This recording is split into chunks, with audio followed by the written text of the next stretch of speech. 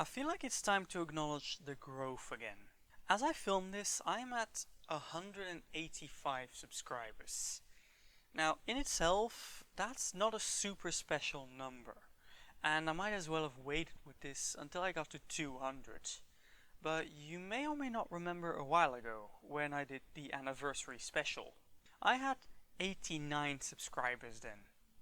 So if you do the math, which of course I did, that means that I have since more than doubled my amount of subscribers. In fact, I have since gained almost 100 subscribers. Here's the thing, that was a little over 4 months ago, which means that I have gained more subscribers in the last 4 months than I did all throughout the first year of the channel. I don't know if that means anything. In fact, I suspect it to be rather to be expected, but it's still wild to me. Thank you so much to all of you. What's your favorite video of mine? And what kind of content would you like to see from me? Let me know down below. Hello there, I'm Simon. Welcome to my channel. It's been a while, but it's finally time to continue the journey through the history of Belgium. Where did we leave those pesky Belgians last time? The Burgundians. At last.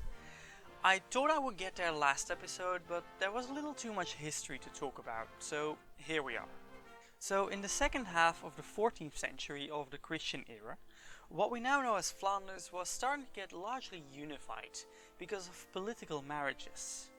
There were a lot of those happening, so anytime in history that an area is suddenly unified or belongs to someone you wouldn't expect, the explanation is probably a political marriage. And that is how someone called Margrave of Male came to be the feudal lord. What is the female term for lord? Is it just lord? Or lordess? Lord? I don't know, but she became the feudal ruler of Flanders, Brabant, Nevers, Artois, etc. Yada yada yada titles. You know how in Game of Thrones they make a big deal about them having like 1,000 titles? Well, that's a real thing. Rulers weren't technically ruling one huge area. They just happened to be ruling a billion tiny areas, which they got through marrying and conquest. And that's why they effectively ruled one huge area. But because of politics, they couldn't really unify it on paper, which is why they always had to repeat every single title. Anyway, Margaret also ruled Burgundy. At least one of the two Burgundies. Because there were two Burgundies for some reason. One was a county and the other a duchy. And she was a countess, not the duchess. Yet. At that time, the King of France was a guy called John, and he had a couple of sons, the youngest of which was called Philip. Now, he would later get the nickname the Bold, because of his bravery in the 100 Years' War. But despite all that, he was still the youngest son of the French king, which is cool, but isn't gonna get you any power. Unless you marry the daughter of the Count of Flanders, who happens to have a huge area to rule over. Which is what Phil did. He married Marge. So technically that made him the Countess Consort, and not the Count of Burgundy. And I'm just going to assume it also didn't practically make him count, because he doesn't get to be. That's his wife, not him. Know your place. And it's not like he really needed it anyway, because remember how there were two Burgundies? Well, he had the other one. So when they married, well, the two still technically belonged to different rulers. But when they had kids, they inherited both, practically unifying most of modern-day Flanders. And they had kids. A bunch, actually. But the important one here is John the Fearless. Now, there is a character from Flandrian folklore who is also called that. But that's a different guy altogether. Now, I speculate, and this is pure speculation on my part, that someone just heard the name and epitaph of the Duke and thought it was some kind of folk hero. So then they wrote some ballads about him, and now there's films about him. Anyway, the Duke of Burgundy was a different person. Now, in the last episode I told you that these lands were actually part of France, remember? Well, that has not changed. In fact, the Duke is a blood relative of the French royal family, and so John had a pretty close involvement in French politics. So he tried to get as much influence as possible. As it happens, he had one big rival in that pursuit, a nemesis if you will. And that was Louis, the Duke of Orléans. And their rivalry got so bad that John actually had Louis killed. Which is a bad idea. Like, don't do that. There is absolutely no timeline where that might end well. In fact, it kinda started a civil war. There were two basic sides, because humans love polarization.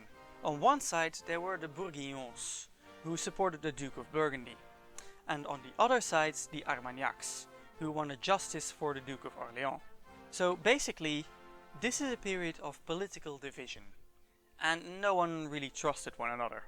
The important thing to remember though is that because John's granddad had been the French king, they were pretty well versed in how to play the political game, which allowed him to establish the Burgundian land as a serious political and cultural unit that had to be taken into account. And meanwhile, the people who actually lived in these lands were kinda just stuck in the middle, trying to live their lives. The difficulty is that while Flanders was politically dependent on France, it was economically dependent on England for the wool to fuel the textile industry. But France and England were at war, so John sometimes had to walk a tightrope between the two. Which is probably why his successor, his son Philip, was a little more neutral in the 100 Years' War, which was still not over. So Phil didn't get involved too much, and when he did, he tried to keep the balance between the sides. Also, yes, another Phil.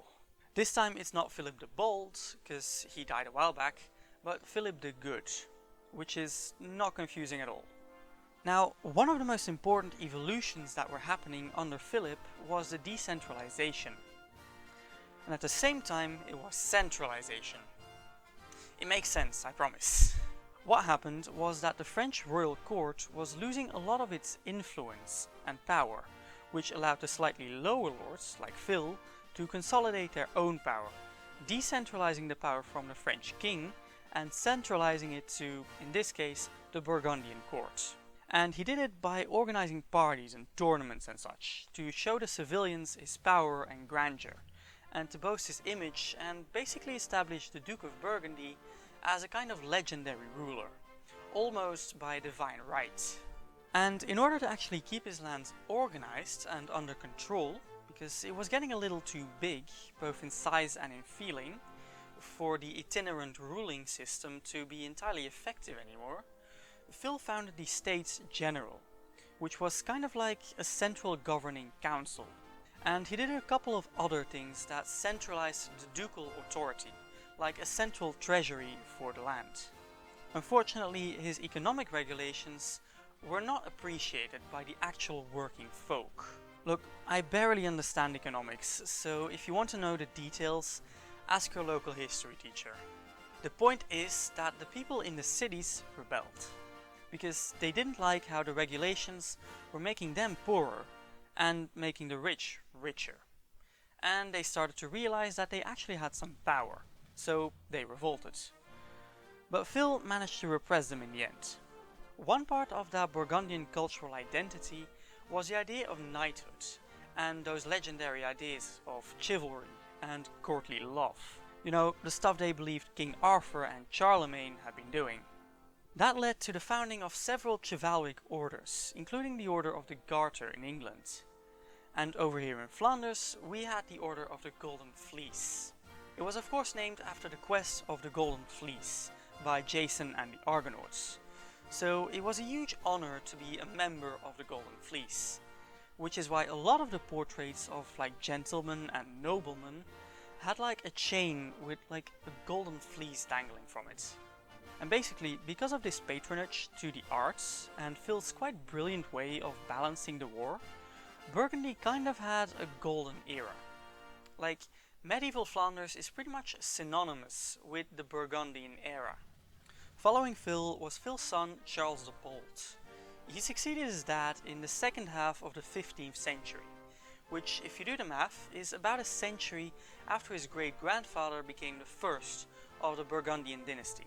And Charles got his nickname because he was very much a martial guy. Much more than his dad, who tried to keep the balance and tried to gain power through political marriages and the likes, Charles did it by conquest. Apparently he was a big fan of Alexander the Great, so I guess that adds up. So he conquered Elsass-Lothringen, which is pretty cool, because it means that he could now become the King of Lothringen. If you don't remember, Charlemagne's empire was split into 3 bits, one of which went to his grandson Lothar, which is why down the line the Emperor of the Holy Roman Empire, the descendant of the Carolingian Empire, was able to name Charles the Bold the king of this kingdom. And that was not the only time the Burgundian dynasty got friendly with the Holy Roman Empire. Because if there is one thing the Burgundians are good at, it's political marriages. Of course, Charles himself had married Margaret of York, sister to the English kings Edward IV and Richard III.